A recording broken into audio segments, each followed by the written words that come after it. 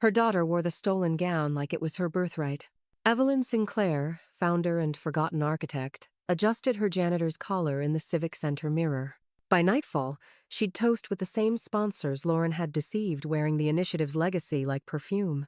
The bylaws were still signed in Evelyn's ink. She wouldn't raise her voice. She'd raise the vault. And when her daughter reached for the crown, the chair beneath her would already be gone. Wait, before we go any further, I gotta ask, where are you watching from? Drop it in the comments, and don't forget to subscribe. The marble steps of San Francisco's Civic Center caught the early morning light like polished bone. Evelyn Sinclair ascended them with the slow, regal precision of someone who'd walked this path 100 times but never once taken it for granted. Inside, the vaulted atrium echoed with hushed greetings and clipped heels. One of the junior hosts spotted her immediately and practically sprinted across the floor in kitten heels. "Mrs. Sinclair, welcome back," she gushed, cheeks flushed. "It's an honor, as always." Evelyn offered a small, composed smile. "The honor, dear, is consistency." Staffers nodded as she passed. The older ones knew her legacy. The younger ones just knew not to underestimate the woman whose name was still etched into the donor wing. She moved down the corridor to the dressing suites reserved for keynotes and founders. Suite 3B, right where it had always been. She entered alone, as she preferred.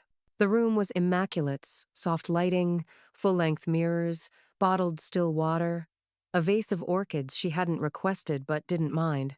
She walked toward the garment rack without hurry, already envisioning the evening's entrance. But the rack was empty. Her hand hovered for a moment, then moved the single remaining item aside, something shapeless, polyester, and completely out of place. A janitor's uniform, dark gray, labeled "Property of City Maintenance," folded with exacting, deliberate care. Evelyn's gaze flicked to the tag at the collar. Permanent marker. F number Gala 23. She said nothing. She sat, slowly, on the edge of the small velvet bench and pressed one hand to her lap. A knock. The door opened before she could answer. Lauren swept in like the wind at the edge of a wild fires miling wide, phone in hand, gown trailing like storm water. Evelyn's gown. Silk taffeta in imperial garnet, hand-beaded neckline, bespoke bodice tapering into a cascading train-the-piece she'd commissioned 6 months ago from a retired designer in Piedmont, with a matching bolero and heels dyed to match. One of one. Lauren posed in it like it had always belonged to her. "Oh, good. You found your backup," Lauren said lightly, motioning to the uniform with a nod. "I figured this would be more authentic. Adds narrative texture. The press loves a little irony." Evelyn didn't respond. She didn't need to. Lauren walked to the mirror and adjusted the neckline with exaggerated elegance. "Rand Synergy, Mom. You always say the initiative is for working women. This just completes the story, don't you see?" From behind her, Naomi appeared in the doorway, silent. Her granddaughter looked smaller than usual in her black shift dress. Eyes rimmed with guilt, lips pressed thin. Evelyn caught her reflection in the mirror. Naomi wouldn't meet her eyes. Evelyn stood. She turned from them both, slowly, and walked to the mirror. Her fingers smoothed the front of the janitor's uniform once, then again, like sculpting dignity from polyester. The room was silent. Lauren fidgeted, checking her phone. "We've got media waiting. Don't be late, okay?" The door shut behind them. Evelyn remained still. 1 breath in, 2 out. Then she reached into her handbag and pulled out a simple gold pin Sinclair Women's Initiative, Year 1. She affixed it just above the uniform pocket. In the mirror, her reflection didn't look defeated. It looked like kindling. She tied the sleeves, rolled up the cuffs, and turned toward the door. Her heels clicked against the tile like punctuation. From down the hall, music began to swell. A burst of laughter echoed from the ballroom. Evelyn walked toward it not quickly, but with precise intention, as if she were headed not into humiliation, but into frame. Just outside the ballroom, Melanie caught sight of her and froze, mouth open in horror. Evelyn gave her a single, silent nod. Then she stepped into the light. And as the cameras turned capturing Lauren, twirling in someone else's gown, no one noticed the woman in uniform quietly noting every sponsor name on the press wall, like she was preparing for a final reckoning. The ballroom pulsed with curated elegant Cisaten drapery, crystal uplighting, and the unmistakable clink of donor champagne. A string quartet played a modern rendition of Fleetwood Mac's Rhiannon, almost drowned by the swarm of influencers live streaming their own arrival. At the far end of the floor, beneath gold foil Sinclair Women's Initiative arch, Lauren posed effortlessly. A cluster of photographers circled her like bees around sugared nectar. She lifted a crystal flute of champagne toward the lights. "To legacy," she said loudly, smiling just wide enough to suggest humility. That's when it happened. A caterer brushed past with a silver tray of hors d'oeuvres, motion too fast, floor too slick, angle too perfect. One heel caught the rug's fringe. A lurch, a wobble, a high-pitched gasp, and a full glass of red wine arced through the air. It hit the floor first, shattering. The wine followed, splashing out like watercolor onto marbleland directly across Lauren's gown. People froze. The cameras didn't. Dozens of flashbulbs lit up the moment Lauren gasped and stepped back in horror, inspecting the crimson splash blooming across the hem of the gown like a fresh wound. The caterer stammered an apology. Lauren waved him off, too stunned to speak. And that's when Evelyn stepped forward. No one had seen her standing near the curtain just off stage, just outside the spotlight. She didn't rush. She walked through the crowd with serene control, the janitor's uniform crisp and strangely dignified against the backdrop of diamonds and donor tags. Someone laughed nervously. Then she knelt. Not dramatically, not pointedly, just efficiently. She took a folded cloth from her pocket tucked in beside her. Sinclair Pinand began blotting the wine without looking up. Camera shutters clicked faster. Lauren's face twisted in disbelief. "Mother, what are you doing?" Evelyn didn't answer. She moved from the hem to the marble floor, cleaning with slow, practiced care. The cloth darkened with burgundy. Melanie appeared beside her a moment later, eyes wide, cheeks burning. "Ma'am, you don't have to," she began, crouching beside her. Evelyn handed her the soiled cloth. "Observe," she said calmly. "That's all." Then she stood and turned, slowly, taking in the press wall with deliberate eyes. Every logo, every name, every brand in bold Helvetica, the nonprofit sponsors, the personal backers, the corporate co-hosts. She didn't need to write them down. She didn't need to ask permission. Across the room, Councilman Jordan Locke detached himself from a conversation and approached, a hint of amusement tucked behind his politician's smile. "Evelyn," he said quietly, "you playing some long game here?" Her lips curled slightly. "Isn't it always?" He tilted his head. "Just tell me one thing, was this stunt yours or hers?" Evelyn didn't blink. "You'll know which of us planned it by who remembers it." He exhaled a chuckle. "Noted." The host's voice cut in over the ambient music. "Ladies and gentlemen, please take your seats for our opening honors." Lauren, having dabbed away most of the wine with assistance from her publicist, climbed the stage with practiced grace. The red splash was nearly invisible under the lights, but Evelyn saw it. A bruise on borrowed silk. Lauren stepped to the podium, blinking against the flashes, then softened her voice for effect. "I dedicate this moment to trailblazers like my mother wherever she is," she said with a tremble of mock sincerity. "She taught me that grace isn't about how you rise, but how you carry others with you." There was polite applause. A few standing phones. Someone murmured "beautiful" under their breath. From the back of the room, Evelyn stood perfectly still. She did not clap. Her eyes flicked once to Naomi. The girl sat stiffly beside the assistant director, expression tight. Then, without moving her lips, she mouthed something only Evelyn could read. "I'm sorry." Evelyn gave no reaction. She turned and walked to the edge of the ballroom, where an oversized sponsor board stood like a monument to misplaced loyalty. She traced one manicured finger down the edge of it, then paused on a name. Felicia King. Her fingertip rested there for a heartbeat longer than the rest. Then she smiled just once and walked away. The storm didn't break until Evelyn was home. Rain smeared across the bay windows in long diagonal streaks, like someone painting the skyline in slow strokes. The quiet of her Pacific Heights townhome was a different kind of thunder one, filled with old wood creaks, a ticking mantel clock, and the distant hum of traffic fading underwater. She kicked off her heels with precision, set her bag down on the antique credenza, and walked straight to the study. No lights, just memory guiding her steps. The second drawer of the walnut filing cabinet slid open with a soft click, From the very back, beneath old foundation charters and Gala floor plans, she withdrew a thick black folder. It was sealed with a brass clasp and stamped in her own handwriting, Gala Assets Private. She laid it flat on the desk, unfastened the clasp, and opened it slowly. Inside were layers of documents, sponsorship contracts, original venue permits, branding licenses, video rights agreements. Every signature bore her name. Every logo cross-referenced her LLC, Sinclair Forward, listed as the primary asset holder since the foundation's relaunch in 2013. Evelyn ran one finger down the notarized sponsor agreement from Felicia King's firm, then tapped a box in the bottom corner. Clause 9.3. Termination for breach of attribution. 3 simple lines. If Evelyn Sinclair is not credited in all major press or public representation, payment obligations may be rescinded. The dress, the speech, the wherever she is. Lauren hadn't just crossed a line. She'd detonated the bridge. A soft knock. Melanie entered the study like she always did, quietly, respectfully, knowing Evelyn didn't need permission but still preferred to offer it. I made copies, she said, holding a small USB in one hand. Encrypted backups. Every contract still shows ownership under Sinclair Forward. We've got full traceability, no gray zones. Evelyn took the drive without looking. Good. Melanie hesitated.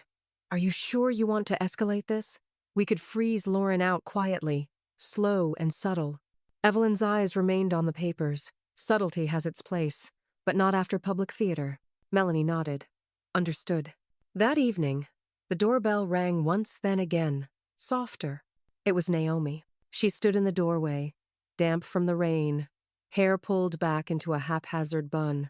Her mascara had faintly smudged beneath her eyes, like truth fighting through performance. I didn't know she was going to do that, Naomi said, voice hollow. Not like that. Evelyn stepped aside. Come in. They sat in the living room, opposite the fireplace. Naomi held a teacup she didn't drink from. She said it was part of the narrative, Naomi murmured. That if she wore your dress and told your story her way, it would be stronger. More commercial. Evelyn folded her hands. And what did you say? Naomi blinked down. I said nothing. Silence wrapped the room like gauze. I think she's gone too far, Naomi finally whispered. I think she thinks this is her legacy now. Evelyn rose, walked to the side table, and retrieved a slim gray laptop. She didn't take it, Evelyn said evenly. She just lit the fuse. She opened the laptop, fingers moving swiftly. Melanie, she called. Her assistant entered seconds later, tablet in hand.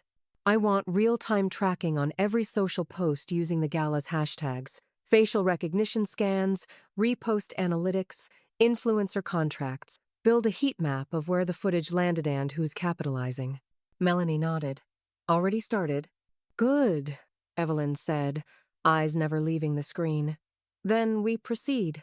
Naomi watched her, half in awe, half in something softer, something like regret. What are you going to do? She asked. Evelyn smiled, barely. I'm going to remind them who built the damn stage. The next morning, Melanie sat at the conference table with 2 laptops open. On one screen, the Foundation's master control panel. On the other, the bylaws. Evelyn stood over her shoulder. Remove Lauren's admin access, Evelyn said. Scrub her credentials from the byline structure. I want her off the digital record by noon. Melanie typed fast. Should I add a redirect? No, Evelyn said. Let the silence feel deliberate. She turned and walked back toward her study. The USB drive in her pocket felt like a blade. Behind her, Melanie hit enter. And just like that, Lauren Sinclair vanished from the foundation that had once made her famous. The fluorescent lights in the San Francisco Municipal Archives buzzed faintly, echoing off pale concrete walls that hadn't been repainted since the late 80s. Rows of compact shelving stretched out like quiet soldiers, each drawer marked in precise black type. Evelyn moved through them with the slow surety of someone who knew exactly what she was looking for and exactly how deep it had been buried. The clerk at the front desk had tried to stop her. Ma'am, these files are sealed City Council restricted access. Evelyn had offered a thin smile and handed over a laminated trustee badge with 2 signatures and a date from 2010. 5 minutes later, She was inside. Vault 6, Box 47C, Sinclair Women's Initiative, Charter and Amendments. The file was thick. She flipped past glossy press brochures, attendance rosters from galas gone by, and donor verification forms. Then her fingers paused on a single tri-folded page, marked with a blue ribbon seal and ink darker than the rest. Addendum to Sponsorship Authority Clause 12. All termination or renegotiation rights relating to brand partnerships and media licensing for the initiative Gala shall remain with the founder, Evelyn Sinclair, in perpetuity, regardless of operational delegation. At the bottom, 2 signatures. One hers, the other, Jordan Locke. Evelyn closed the file, slipped it into the black envelope she'd brought, and walked out without looking back. Jordan Locke was waiting for her in the garden lounge at the Presidio Club, his tie loosened and phone face down. "I figure, you'd show up eventually," he said, gesturing toward the chair across from him. "Didn't think it'd be so soon." Evelyn set the envelope on the table, her gloved hands still. "The initiative is mine. Legally, structurally, politically." Jordan let out a small sigh, rubbing his temple. "Evelyn, I'm not here for an apology," she said coolly. "I'm here for a favor, the kind you owe." That silenced him. 10 years ago, Evelyn had lobbied tirelessly quietly to suppress a campaign finance scandal that would have ended his career before it began. The committee had never asked how the footage disappeared. He had. Jordan reached for his glass. "You want her off the liaison roster. I want her title vacated by council vote. Immediately. She doesn't represent the foundation. She doesn't speak for women. You know that'll rattle more than her Felicia King has her hand in half the boardrooms." Evelyn's voice didn't rise, but it cut clean. "Then let her rattle. You have until Monday." That Friday, Lauren stood at a press podium set up in front of the Civic Center rotunda, flanked by 3 influencers and 2 junior staffers. Her voice rang with calculated charm. "The Sinclair Women's Initiative stands at the forefront of equity and style," she declared. "As public liaison, I'm honored to lead this new chapter of expansion." Flashes fired. Reporters scribbled. What she didn't know, what she couldn't know yet, was that council members had already begun receiving a motion drafted by Jordan Locke, stripping her of all public-facing city liaison privileges due to non-compliance with original foundation terms. Naomi sat curled up on Evelyn's tufted reading chair that night, Evelyn across from her, a manila folder open on her lap. "I hate how she keeps saying we built this, like it wasn't Grandma who did every inch of it," Naomi said, flipping through her phone. Evelyn watched her carefully. "Why are you telling me this now?" Naomi hesitated. "Because I've been gathering screenshots of what she's been saying, of who she's been tagging. I don't think she realizes what she's exposed." Evelyn nodded once. "You'll need to protect what comes next." Naomi's brows furrowed. "Protect who?" Evelyn rose and walked to her desk. From the bottom drawer, she withdrew a red leather-bound document binder marked Foundation Trustees, Current. She opened to the last page, took out a pen, and wrote, "Naomi Sinclair, Silent Trustee, effective immediately." Naomi stared at her. "Wait, is this real?" Evelyn didn't smile. Legacy doesn't always come with a stage. Sometimes it starts in the shadows. 3 hours later, Evelyn received an encrypted email from Melanie. Subject: Red Flags, Lauren's Financial Press Kit. Attached: a spreadsheet of sponsored posts, mislabeled as Official Foundation Messaging. Evelyn tapped the file open, then tapped record on her private journal log. The rooftop of the Avena Grand shimmered like the crown of a city that thought it could buy elegance. Champagne pyramids, LED-lit ice sculptures, and silver trays of caviar sat beneath a canopy of drone-lit branding. Number Sinclair. Next pulsed against the clouds in timed intervals. Lauren stood at the center of it all, wrapped in a metallic sheath dress and ambition. She didn't know the trap had already been triggered. Influencers rotated in front of step-and-repeat banners, name-dropping the initiative into every story post. PR reps adjusted angles. The DJ played synth-heavy versions of empowerment anthems, none older than 3 years. Felicia King leaned on a brass railing, scanning the scene with the boredom of someone allergic to tackiness. She sipped twice from her flute, then checked her phone. Nothing unusual. Lauren's voice rang out above the music. Let's raise a glass to every woman building the future and refusing to wait for permission. Cheers followed.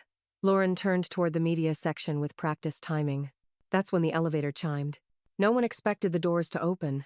The event was invitation only, coded entry. But they did. And Evelyn Sinclair stepped out. Not in a janitor's uniform. Not with shame clinging to her like shadow. She wore a tailored gray pantsuit so sharply pressed it could have sliced marble, silver combs tucked into her swept-back hair, and a single crimson silk pocket square the same hue as the gown Lauren had stolen days earlier. Silence didn't fall. It cracked. The DJ missed his cue. Phones lifted. Voices whispered her name. Lauren turned and froze. What is she? Evelyn didn't stop. She walked through the crowd with the grace of a monarch inspecting foreign soil, her heels echoing faintly on the concrete tiles. Faces turned. A few sponsors instinctively stood straighter. She reached the center of the rooftop, picked up an untouched flute of champagne from a nearby tray, and lifted it. To temporary illusions, she said. Voice calm but cool enough to slice through the speakers. A few guests laughed uncertainly. Others looked toward Lauren, waiting for context. At that moment, half a dozen phones vibrated. Anonymous alerts lit up across inboxes. Subject: urgent review. Clause 9.3. Body: non. Attributed usage of likeness, branding, or legacy may constitute breach. Verify current affiliation before continued support. Asterisk Sinclair Forward Compliance Team. Felicia's phone pinged. She read it once, then again. Then she moved. She approached Lauren slowly, deliberately. Did you clear naming rights with Evelyn for this? She asked, holding up her phone. Lauren blinked. What? No, this is my branch of the... You used Sinclair Initiative logos, footage, audio quotes, without legal attribution? Lauren glanced around. Guests were watching now. I mean, it's part of the same, she stammered. My name is Sinclair. It's all the same. Evelyn, now sipping from her glass, offered a serene smile. No, she said, quietly but clearly. It isn't. Felicia's eyes narrowed. If you didn't clear this, our firm has to suspend partnership immediately. You may have just misrepresented your entire pitch deck. Lauren's face flushed. That's not. She's just... Evelyn took one slow step forward. You're confusing legacy with permission, she said evenly. And unfortunately, neither are inherited without cost. More phones lit up. A ripple moved through the rooftop soft murmurs, glances towards screens, whispered questions. Lauren's smile cracked, then vanished entirely. Felicia handed her a napkin from a server's tray. You might want to start wiping this down. We can't be associated with contract fraud. Lauren stood stunned as Felicia walked away. Evelyn turned without ceremony. She didn't need to stay and watch the unraveling. Naomi stood near the edge, watching the scene unfold with wide, conflicted eyes. When Evelyn passed her, she whispered, You didn't even raise your voice. Evelyn responded, almost like breath. Whispers carry farther at the top. Naomi turned toward her mother, surrounded, uncertain, unsupported, and back to her grandmother, who disappeared into the elevator without ever looking back. The email came at 8:16 a.m. on Monday. It was short, clipped, and designed for maximum impact. Effective immediately. All payments, promotional ties, and media endorsements associated with Miss Lauren Sinclair are suspended pending contractual review. Felicia King, President, Apex Plus Partners. Within 20 minutes, Lauren's publicist forwarded it along with her resignation. I can't legally represent someone in breach. Lauren read both messages 3 times, jaw tightening with each pass. Her phone vibrated again, then again. Texts from collaborators. A branding manager asking for clarification. A makeup sponsor requesting to pause an upcoming collaboration. Outside her loft window, the Market Street cable car dinged in ironic harmony. She hurled the phone across the room. It hit the whitewashed wall with a plastic crunch. Upstairs, Naomi heard the crash. She didn't move. She stared at her laptop, where Evelyn's message sat glowing in bold. I need one truth from you. One. Not a confession, not a list, just the truth. Naomi's fingers hovered over the keyboard. Then she typed, At the Gala pre-brief, Mom laughed with Felicia and said, You were old PR furniture. That the board didn't want your name, just your assets. She said they had to wait for you to die out like fax machines. She hit send, then sat still. No reply came. But Evelyn didn't need to reply. She was already busy. In her study, the desk lamp cast a soft amber glow over her hands as they worked sorting printed screenshots, tabbed financial reports, time-stamped video stills. Each document slid neatly into labeled folders. Mislabeled media. Unauthorized likeness, sponsorship misuse, timeline manipulation. The last folder had no label, just a post-it, stagecraft. Melanie sat across from her, tapping on her tablet. I've cross-referenced all Lauren's event posts with copyright tags. 83% reuse footage licensed to Sinclair Forward, no citations. Evelyn didn't look up. Good, keep going. I want dates, reposts, and press headlines sorted by reach.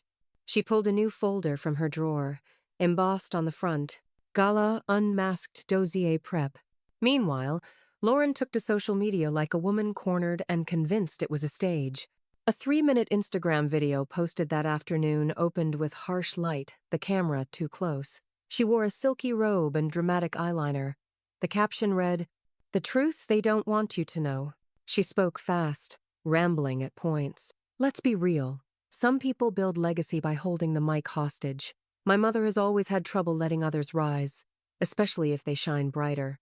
She laughed, but her eyes didn't match. Some people confuse tradition with relevance. And I love her, but we're in a new era now. And gatekeeping isn't grace. She ended with a tired smile. Don't believe the noise. Believe what you've seen. But the comments weren't what she expected. This is messy. You literally wore her dress, not the generational trauma going live. Didn't she found the whole thing? She watched the view count stall.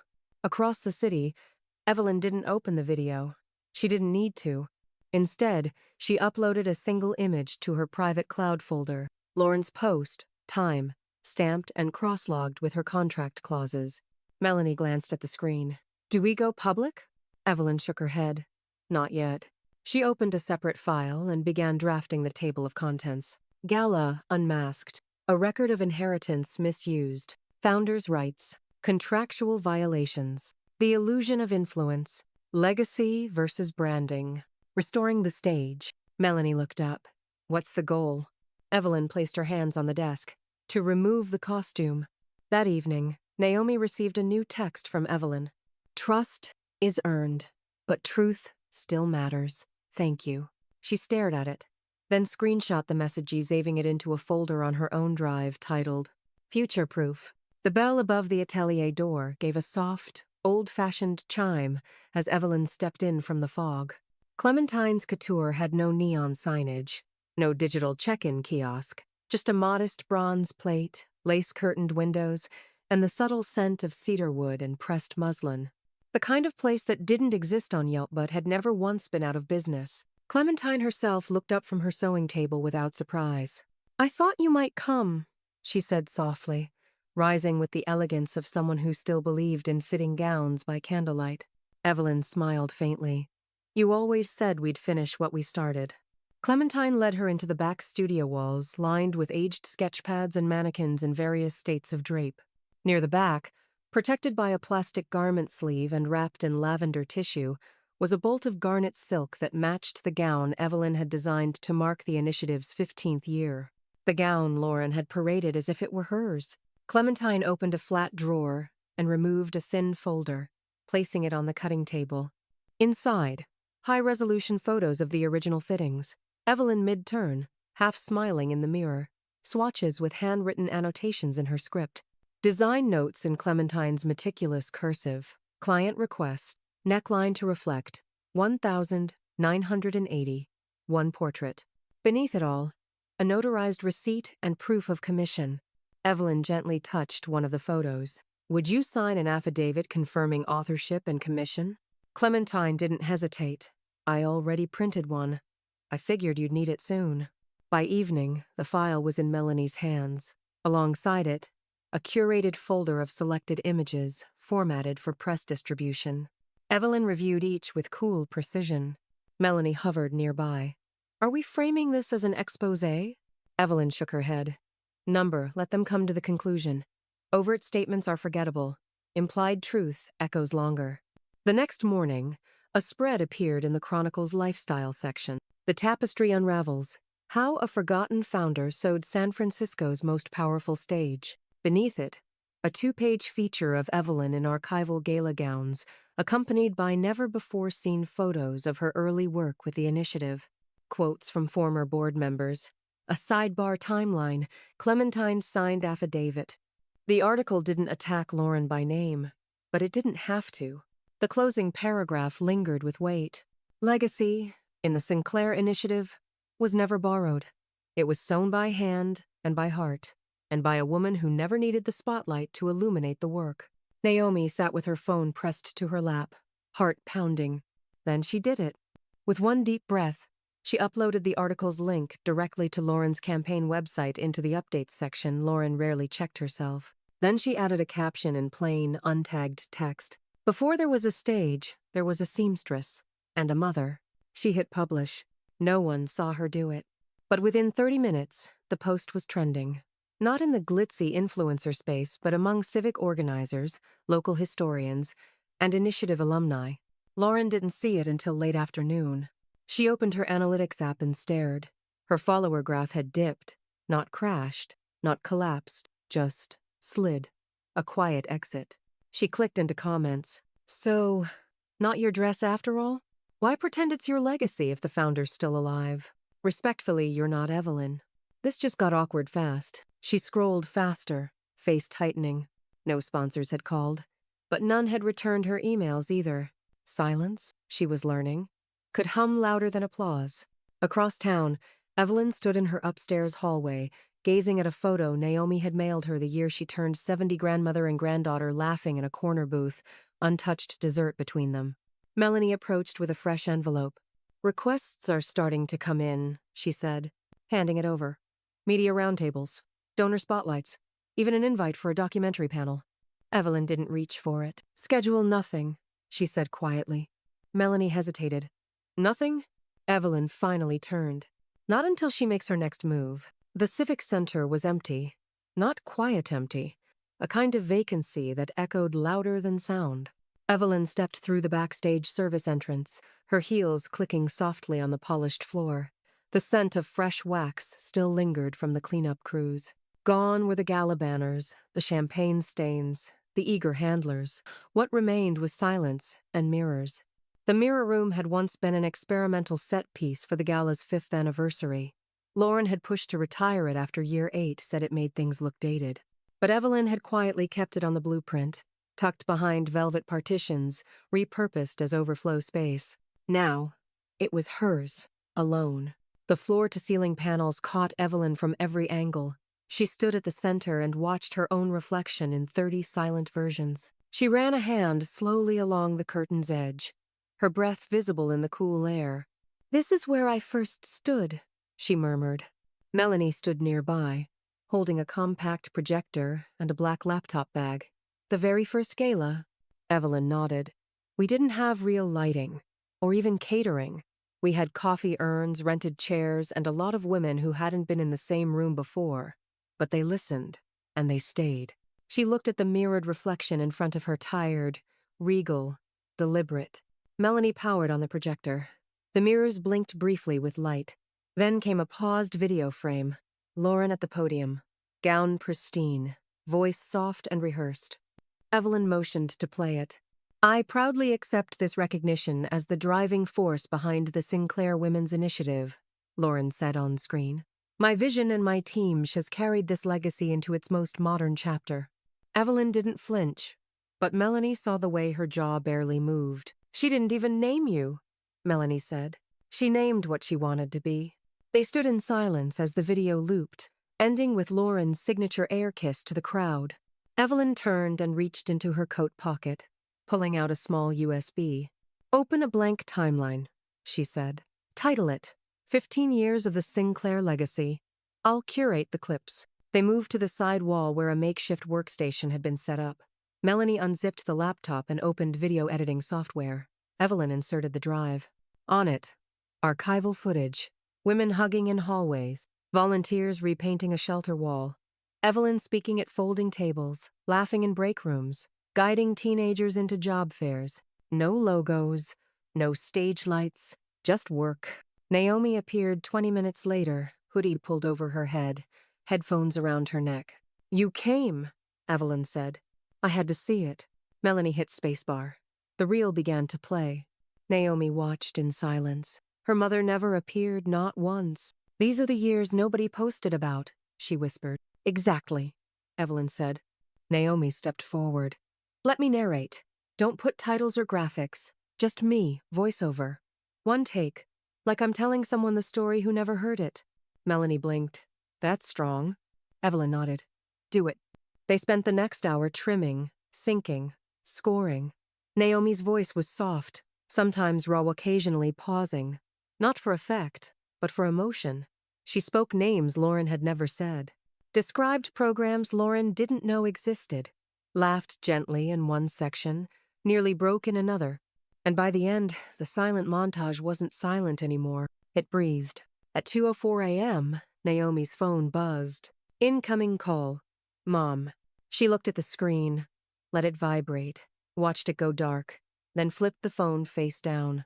"She knows we're doing this," Naomi said. Evelyn didn't look up from her laptop. Let her. Outside, the fog was thick against the city's glass towers, the kind of night that erased reflections. Inside, Evelyn pressed save. The file's name blinked softly.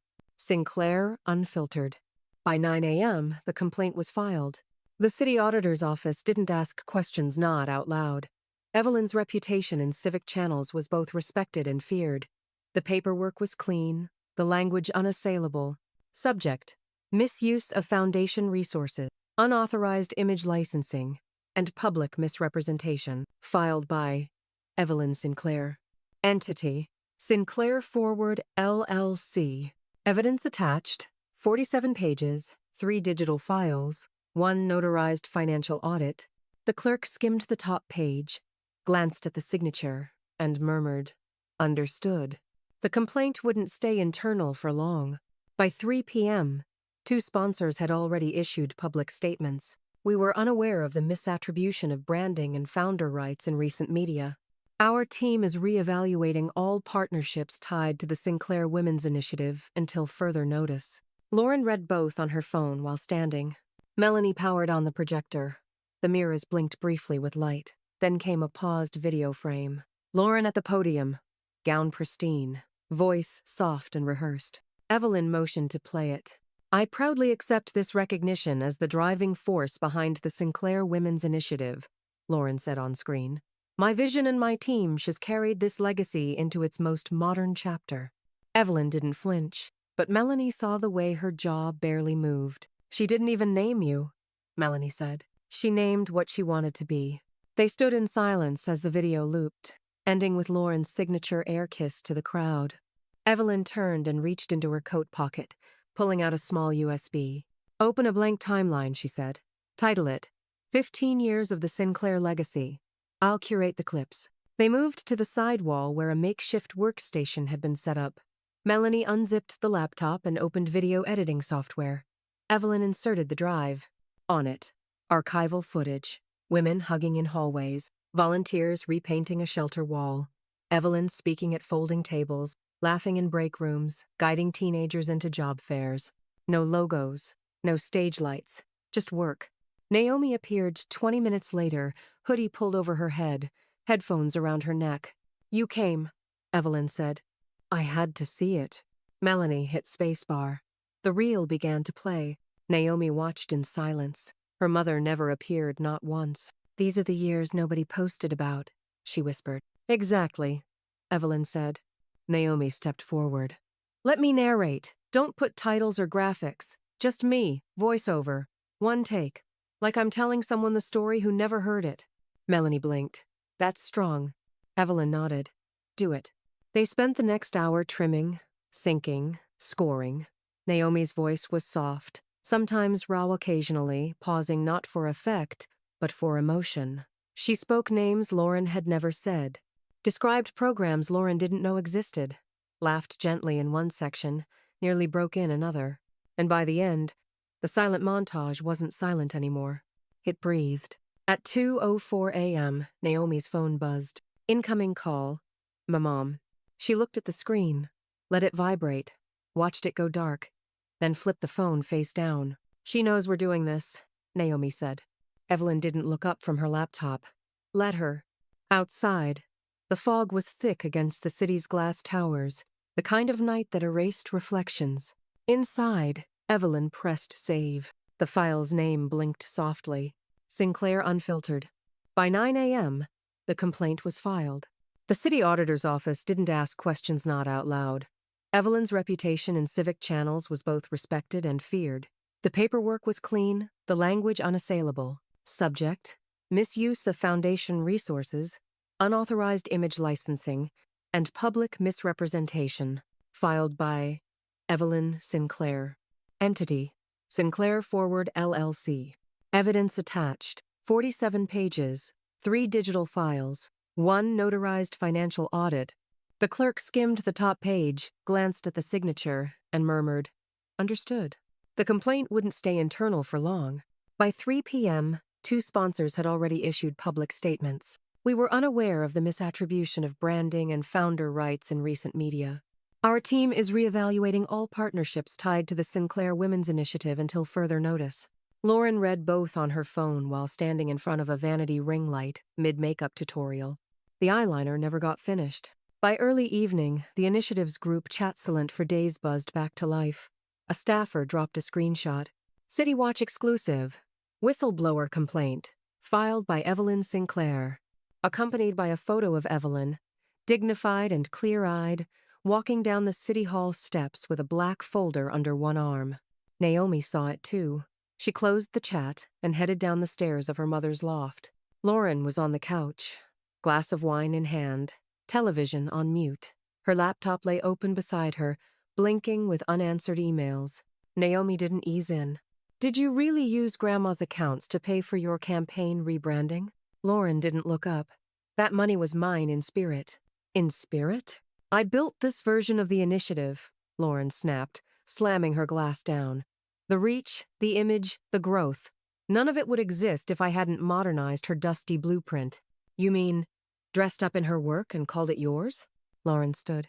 "She doesn't know how to lead in this era. She's the past, Naomi." Naomi held her ground. "Then why did you steal from it?" There was a beat, and then Lauren's mask slipped. "She was going to hand it to you, wasn't she?" She spat. "That's what this is about. The silent trustee role. The stupid montage. You're her second chance. The good Sinclair. And I'm the warning." Naomi's voice was low, deadly, steady. "You said it yourself. She built this. You marketed it." Lauren barked a bitter laugh. "Everything should have been mine. To begin with." Naomi didn't argue. She simply reached into her back pocket and pulled out a flash drive. "I wasn't sure I'd ever use this," she said quietly. "But I think it's time." Lauren's face paled. "What is that?" "A voice memo. Gala week. You, drunk, laughing with Felicia about how donors were just vanity-addicted dinosaurs. That's private. Number, it was in the green room. My phone was recording." Naomi turned and walked out without another word. By 11 p.m., the file had been uploaded anonymously, but cleverly placed, not to gossip blogs, not to tabloids, to the initiative's own alumni network, captioned simply, "Transparency belongs to everyone." The fallout was swift. By morning, a board-wide emergency vote had been called. By lunchtime, it was unanimous. Lauren Sinclair was removed from the board of the Sinclair Women's Initiative, effective immediately. An internal memo followed. "Due to breach of trust and reputational harm, Ms. Sinclair will no longer represent or be affiliated with future Gala events. All associated accounts, logins, and privileges have been revoked." Lauren's name was scrubbed from the site within hours, and from every Gala credential thereafter.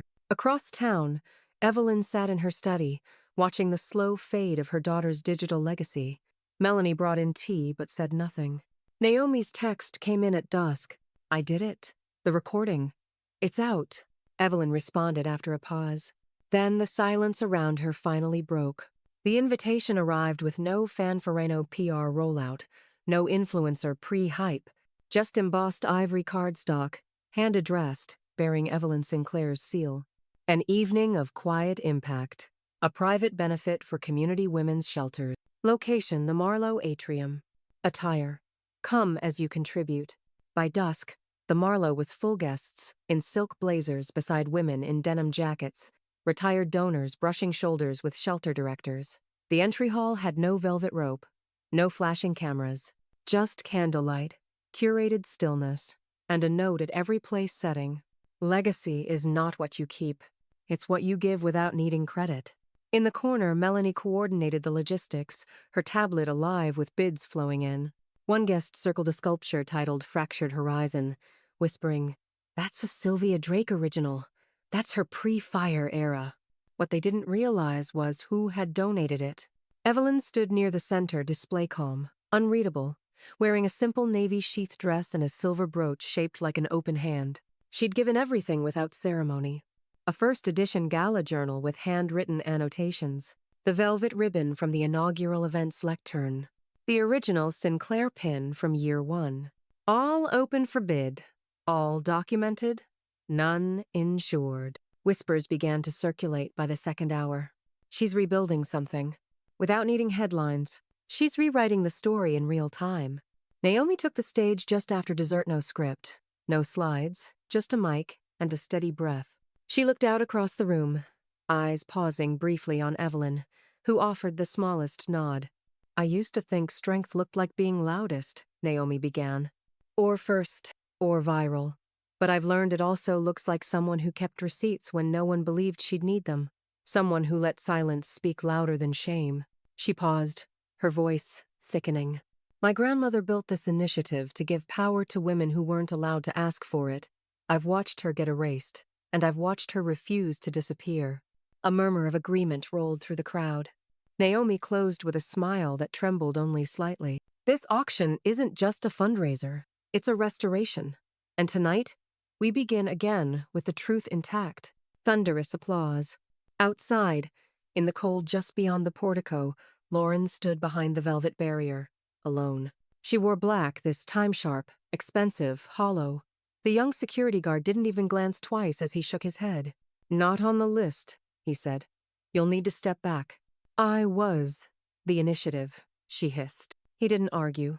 Inside, Evelyn heard the rustle at the door. She didn't look at first, but then just Onsish turned her head across the room, toward the tall glass entrance. Through the frost-framed pane, their eyes met. Lauren, rigid, fuming, eyes sharp with disbelief. Evelyn poised, silent, her expression not smug simply finished. She held the gaze for 3 long seconds, then turned away. Back to her guests, back to the podium, back to the room that now belonged to the truth. The auction screen ticked higher behind her, another bid placed on a photo titled Stage Left, 2008, a shot of Evelyn adjusting a mic for a young woman too nervous to speak. Naomi stepped to her side, whispering, "Some of the original sponsors just pledged recurring support." Evelyn took the mic. For every woman who was told her best years were behind her, for every story someone else tried to edit, tonight, we're giving that narrative back to its rightful owner. The room rose in a standing ovation. Outside, Lauren stood frozen as guests passed her on the way out, smiling, energized, carrying gift bags marked with a single phrase, "Given, not taken." She tried one last time reaching for her phone, dialing Naomi. No answer. She turned to leave. Behind her, the lights of the Marlowe glowed warm, steady, unreachable. It arrived in a deep green envelope, heavy, wax-sealed, hand-delivered by Evelyn's estate attorney, with the kind of quiet reverence usually reserved for final testaments. "I wasn't instructed to open it," he said, placing it gently on her desk. "Just to give it to you when this particular set of circumstances came to pass." Evelyn studied the seal. A deep maroon share late husband's personal crest, not the foundation's. She waited until the attorney left. Then she slid it open with a letter opener shaped like a swan. Inside, 3 pages of parchment, all in Harold Sinclair's blocky, patient script. "If you're reading this," the letter began, "then the initiative has been challenged from within, and I know who you're dealing with." Her breath caught. She sat down. "Lauren's fire was always brilliant, Evelyn, but it burned without direction. I tried to believe she'd mature into purpose, I see now she never learned how to build without borrowing. If she ever compromises the integrity of what you've built, if she ever tries to brand it as hers, this letter activates the provision we discussed in '09. Evelyn flipped to the second page. There, stapled neatly, was a copy of the trust amendment they'd filed but never spoken of again. Clause 14. Any named Sinclair descendant who knowingly harms or repurposes the Foundation's legacy without consent shall forfeit inheritance rights to associated intellectual or financial property. This clause is binding, irrevocable, and immediately executable. Harold had signed it, so had Evelyn, so had their lawyer. She stared at the date, the 3rd of March, 2009. Before the initiative's 5th year, before Lauren ever stepped on a stage. The last page was shorter. I love our daughter, but I trust your judgment. If the time comes, protect the work. Let legacy outlast blood. She read the final line 3 times. Then she folded the pages back with slow precision, slipped them into a fresh envelope, and walked them to her personal fireproof safe. "Melanie," she said from the doorway, "call Jennifer. Have her file an enforcement copy with the estate attorney's office. No digital scans." Understood. 10 minutes later, Melanie sat at the Foundation terminal, logging into the public bylaws page. She scrolled to the trustees section. Under Emeritus Founders, Evelyn's name. Under Current Operating Board, Naomi Sinclair. Under Previous Representatives, a single strike through entry. Lauren Sinclair. Revoked by Legacy Clause. The 14th of July. Melanie exhaled softly and hit save. The change pulsed live in seconds. Across the study, Naomi had just finished reading the letter. She didn't speak for a long time. Her eyes stayed fixed on the phrase, "if she ever compromises the integrity." When she finally looked up, her face was pale, quietly shattered. "He knew," she said, voice cracking. Even back then, he saw it coming. Evelyn didn't reply. She simply stepped forward and wrapped an arm around her granddaughter. Neither woman had ever been prone to displays of emotion. But in that moment, something broke evidently, cleanly. Naomi cried into her grandmother's shoulder, silent, shaking tears. Evelyn held firm. Not fragile, just anchored.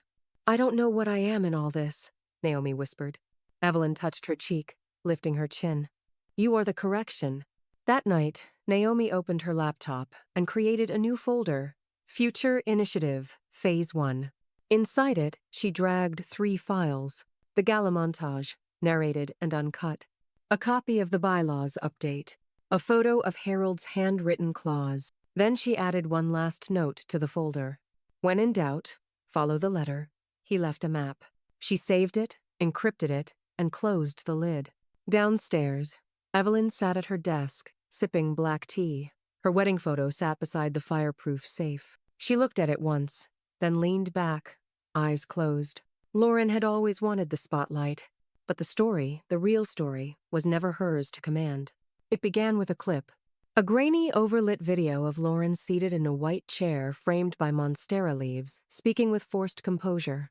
Her voice was calm, her expression rehearsed. "I never meant to hurt anyone," she said to the camera. But visionaries are rarely understood in their own time. The post was hashtag number Gala Legacy and uploaded to all her platforms simultaneously. It trended for exactly 42 minutes. Then the responses started. Former staff members stitched videos onto hers, calmly listing contradictions. She didn't attend the shelter rebuilds. She skipped every planning session after. 2021. She wanted her name embroidered into the tablecloths. Vendors shared screenshots contracts with Evelyn's LLC, not Lauren's. "She never paid us." She insisted we brand the event with her initials. She asked us to Photoshop Evelyn out of last year's promo. Then came the sponsors. 3 quietly revoked future collabs. One posted a single sentence: "We support truth, not entitlement." By noon, Lauren's video had more thumbs down than views. Evelyn didn't comment. She didn't share. She didn't even log in. She sat in the sunroom with a copy of The Papered City, sipping coffee while Naomi scrolled quietly beside her. "You're not even curious?" Naomi asked. Evelyn turned a page. "Public tantrums are not part of my syllabus." That's when Melanie entered with a tablet in hand. "They want an interview," she said. "Full length, long form, The San Francisco Record, print and digital. Evelyn didn't look up. Everyone wants the real story now. They're calling it The Flood, Melanie added, eyes flicking toward Naomi. Silence lingered. Tell them I'll do it, Evelyn finally said, but only if Naomi sits beside me. Naomi's head snapped up. What? Evelyn met her gaze. It's not a transfer of power. It's a witnessing. 3 days later, they arrived together, 2 generations, side by side in neutral tones and unflinching posture. The record's photographer shot them not in front of a step and repeat, but beneath the initiative's original banner, hand-stitched in 2008. Lift, teach, refuse, silence. The interview wasn't combative. It didn't need to be. Evelyn spoke slowly, deliberately. When asked about the initiative's early years, Naomi occasionally added context, correcting dates, clarifying intent. They talked about what it meant to be erased not just by digital branding, but by familial betrayal. They talked about legacy not as a trophy, but as a responsibility. They did not mention Lauren by name. Evelyn did, however, allow one final quote. Authenticity doesn't require an audience, just an archive. I've kept both, Naomi added, more softly. The crown never really left her head. It was just hidden behind better lighting. The article dropped on a Sunday morning. Front page layout, bold serif headline. The Gala Queen reclaims her crown. Photos from the interview, interspersed with archival images. Evelyn at podiums, Naomi handing out flyers in college, even a candid moment of Harold pushing Naomi on a park swing. The subheading read, How One Woman Built an Empire, Lost Her Name, and Got Both Back Without Ever Raising Her Voice. It went viral within 6 hours. Donors forwarded it to each other in email threads marked, Read This. Journalists dissected the narrative arc. Nonprofits used quotes from it to rebrand their own missions. Lauren didn't respond publicly, but a private story was captured in a blurry screenshot 2 days later. Her social accounts went dark. Biofields cleared. Brand links gone. Just one line remained. Formerly Sinclair. Naomi didn't gloat. Evelyn didn't comment. Instead, they walked together through the empty initiative hallway that night, stopping before the Foundation's timeline mural. Evelyn reached out and touched a small, overlooked panel. Year 1, 2008. A quote in script. We start with hands, not headlines. Naomi looked at her. What happens now? Evelyn's smile didn't reach her lips, but her eyes warmed. Now, she said, we rebuild not from scratch, from truth. Behind them, a team was preparing the next Gala media booth. But this time, there was no mirrored wall, just a glass plaque. Sinclair Initiative, founded by Evelyn Sinclair, renewed by transparency, run by integrity. The podium stood bare beneath a sky of soft gray, framed by wildflowers and string lights strung between iron beams. There was no branded step and repeat, no hashtags glowing in LEDs, just a cloth banner pinned with brass studs. The Sinclair Women's Forum, founded in legacy, focused on now. Evelyn stood behind the mic in a sand-colored suit, hands steady, eyes scanning the quiet rows of chairs facing her. I once believed the name was enough, she began, voice even, that the legacy alone would guide its path. But names can be borrowed, rewritten, even weaponized. She let the silence hang a beat. That's why today, we rename not to forget what came before, but to protect what must come next. Scattered applause grew steadily. This forum isn't a continuation, Evelyn said. It's a reclamation. Behind her, Naomi and Melanie flanked the statuette silhouettes shaped by wildly different years, now standing shoulder to shoulder. Evelyn turned to them. Naomi Sinclair will lead our youth and outreach development with full creative discretion. Her programs will decide what the forum becomes for the next generation. Naomi didn't speak, only nodded, jaw firm, eyes glinting with unshed conviction. And Melanie Klein, Evelyn continued, will serve as the forum's managing director, overseeing all operations, partnerships, and expansion strategy. Melanie blinked once, stunned. Evelyn, I didn't. You earned it, Evelyn cut in softly. With silence and fire, the crowd stood to clap. After the ceremony, they gathered in the restored east wing of the initiative's headquarters, now fitted with skylights and open workshop tables. Naomi ran her hand across a wooden bench etched with dozens of names. Girls, mentors, volunteers, survivors, all carved over the years. In the corner, a small notary team sat waiting by a briefcase. Evelyn stepped forward and placed 2 thick envelopes on the table. These are the deeds and documents for the Sinclair estate. Effective immediately. It's being liquidated and endowed into a self-sustaining trust. Naomi inhaled sharply. All of it? All of it, Evelyn said. It'll fund the forum's work for the next 20 years. Maybe longer. Melanie opened one folder, brows rising. This includes the Marin property. It's just a house, Evelyn said gently. Legacy isn't square footage. It's traction. They signed the papers, together ink drying on the next chapter. That evening, Naomi remained behind, sorting archival files from the old initiative cabinet. Some were misfiled, others yellowing at the edges. Near the back, tucked behind laminated press clippings and board meeting minutes, she found a small velvet envelope marked only with a year, 1963. She opened it carefully. Inside, a certificate from the Women's Reconstruction Guild of California naming Rosalind Hart Sinclair Evelyn's mother as the originator of a donor match endowment. Initial fund value, $4,800. Current, $1.3 million, untouched and automatically reinvested for decades. At the bottom, in faded ink, to my daughter Evelyn if she ever needs a bridge. Let this be it. Naomi stared at it, then turned, slowly. Evelyn was standing in the doorway, one hand in her pocket, the other holding a cup of chamomile tea. You knew, Naomi said. Evelyn's smile was small, quiet. I suspected, she replied. But I never needed it until now. Naomi held the certificate to her chest like a heartbeat. Why didn't you ever use it? Because this was never about me, Evelyn said. It was about what comes after. She walked in and laid a gentle hand on Naomi's shoulder. You come from women who prepare for storms decades before the clouds ever gather.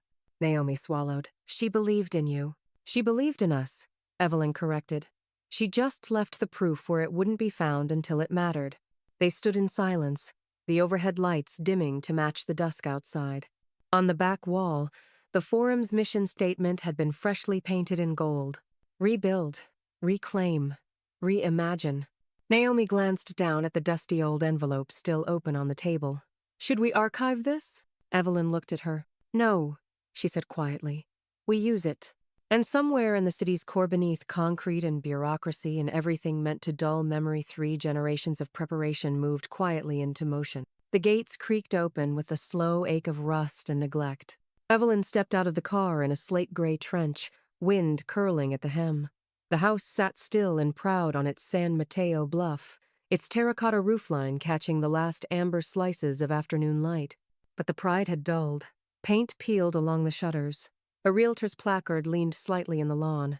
Its lettering faded from a week of fog.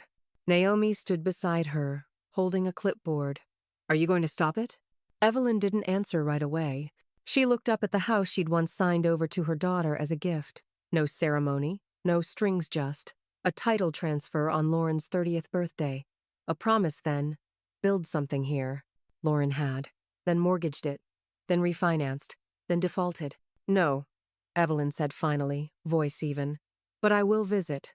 Naomi said nothing more, just followed her up the stone walkway.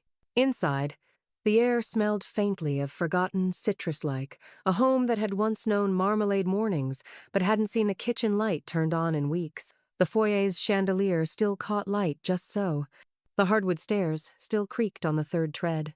Evelyn walked slowly through the house, not with nostalgia, but with audit. In the parlor, she found the marble-topped table she'd given Lauren after the Paris summit. Lauren had painted over it in chalk white, hiding the Italian veining. Evelyn ran a hand across it but didn't speak. In the study, a plaque from the initiative's 8th year lay face down beneath a stack of unopened mail. Evelyn lifted it, brushed off a thin film of dust, and tucked it into her tote. Naomi trailed her, silent. Upstairs, the hallway gallery remained a wall of framed family photos, but Evelyn's image had been removed from the central frame, replaced with a blurred shot of Lauren beside a step-and-repeat backdrop.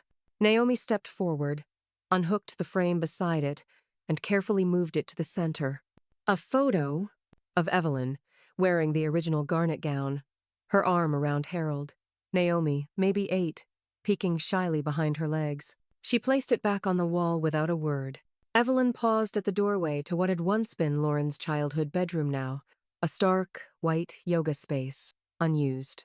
"I don't know what I expected," Naomi said quietly. Evelyn turned.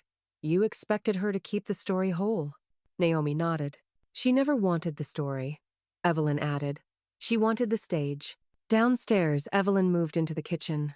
The ceramic canisters from her mother's house were still on the counterpeach, flour, sugar all sealed, unused. She took only one, the one labeled flour, worn at the edges. Inside, tucked beneath the lining, she found a brittle recipe card. Rosalind's lemon bread. For Sundays. She folded it carefully, slid it into her coat pocket. Then, on the marble counter, she took out a pen and a plain index card. She wrote slowly, clearly. No flourish. Lesson. Legacy is earned. She placed it beside the ceramic jar. "I'll send movers for the items we're reclaiming," Evelyn said as they stood at the threshold. Naomi glanced at her. "You're not staying for the auction?" Evelyn looked once more through the glass door, into a home that had been entrusted and squandered. "No," she said calmly. "Let the walls remember her before the walls forget." They stepped outside, the door falling shut behind them. 3 days later, the house went to public auction. There was no news coverage, no community interest beyond the realtors, and one local investor looking to flip it. The final bid came in low, the crowd thin. Evelyn stayed home that morning. She gardened. She took tea on the back porch. She filed the lemon bread recipe into a small metal box with other handwritten legacies. Naomi did attend, quietly, anonymously. Just to be sure, it ended as it should. When the gavel fell, she sent her grandmother a text. "It's done." The reply came back 15 minutes later. "Good. Now we begin again." The lights came up on a room that hadn't existed a year ago. The Sinclair Women's Forum opened in the vaulted glass atrium of the Civic Renaissance Centerance, a bureaucratic museum piece, now rebuilt with open floor plans and sunlight corridors. Every seat was filled. Dozens stood along the back wall, craning for a glimpse of the podium. A wall of archival portraits ran down the East Wing snapshots of women at food drives, shelter builds, clinic fundraisers, Evelyn in black and white, adjusting a mic. Naomi at 19, holding a clipboard outside a teen center. No captions, just a plaque above it. Built, not borrowed. Naomi stood center stage. No teleprompter, no notes. She wore a charcoal blazer over a white t-shirt that simply read, "Reclaim." "For years," she began, "I thought legacy was about bloodlines, family, trees, last names on plaques, but I was wrong." She paused. Let it land. "It's about backbone, about showing up when no one's clapping, about being the one who fixes the leak no one noticed while someone else took the mic." The room held still. "My grandmother didn't build an empire. She patched holes, lifted voices, opened locked room sand, left the door open behind her." A quiet rustle of applause began, soft and rising. "So here's our new mission," Naomi said. "We don't crown the loudest. We invest in the ones already doing the work. Thunder now." Backstage, Evelyn stood in the shadows, holding the creased letter Harold had written, the one that had, in the end, protected everything. She didn't look at it, just felt its weight in her hand. Melanie stood beside her, earpiece pulled out, eyes misted. "She's becoming you," Melanie whispered. Evelyn's smile was slow, certain. "No," she said. "She's becoming better." On stage, Naomi raised one arm in acknowledgement, then turned slightly as Jordan Lock City Council chair and longtime initiative skeptic approached the podium. He extended a check. The crowd hushed. "This forum," he said, "has demonstrated more transparency, accountability, and impact in its pilot year than most civic programs see in a decade. We'd be foolish not to stand behind it." He handed the envelope to Naomi. "On behalf of the city, we're proud to partner fully funded for the next 5 years." Flashbulbs caught the moment, but Naomi looked past them, to the shadowed wings where Evelyn stood in profile. Their eyes met. No bow, no nod, just recognition. The gala that followed wasn't a gala at all. Just food trucks, string lights, community booths, no red carpet, no tiered badges. By midnight, The forum's social accounts had quadrupled in followers. Not influencers, not celebrities. Organizers, social workers, teachers. Somewhere on the other side of the country, in a small coastal town no one tracked, Lauren Sinclair shut the last lid on the last suitcase and walked away from a two-bedroom rental that had never been hers. Her name wouldn't appear in the city ledger again. No one noticed her leave, and no one said her name again. Back in San Francisco, Naomi joined Evelyn by the empty stage as crews packed cables and folded chairs. "You're not going to say I told you so?" Naomi asked. Evelyn shook her head. "You were never told. You were trusted." Naomi handed her something, a small velvet box. Evelyn opened it. Inside, her original Sinclair Initiative pin, restored and replated in rose gold. Beneath it, a new engraving. "Found, then forward." "I think we're ready," Naomi said. Evelyn looked out over the now dark room. "We were always ready." They stood together, two shadows under the overhead lights, neither clinging to the mic, just the space, the silence, the road ahead. And when the crew asked if they wanted anything else packed, Evelyn simply shook her head. "They handed me a mop," she said quietly, then turned toward the exit, the letter still folded in her palm. "I left them the keys to an empire and walked away clean."